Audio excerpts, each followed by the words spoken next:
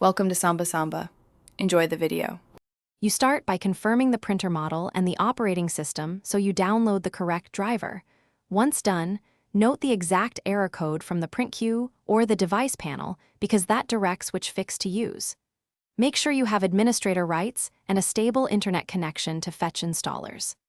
Next, disconnect non-essential USB devices and, if using Wi-Fi, temporarily move the printer closer to the router to eliminate connectivity as a confounding factor. You must remove conflicting drivers first. Open Device Manager or add/remove programs and uninstall the printer driver and related utility software. This prevents residue files from causing the same error. Once uninstalled, restart both the computer and the printer to clear cached states.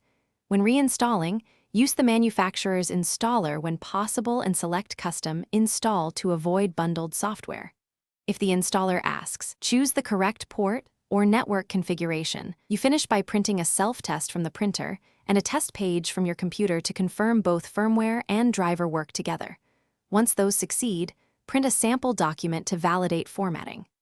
If problems remain, make sure firewall or antivirus isn't blocking the printer, verify IP address or port 9100 for raw printing, and confirm driver compatibility. As a final troubleshooting tip, try rolling back the driver or installing the generic manufacturer driver. That often isolates whether it's a driver-specific bug. Thanks for watching. Consider subscribing if we helped you.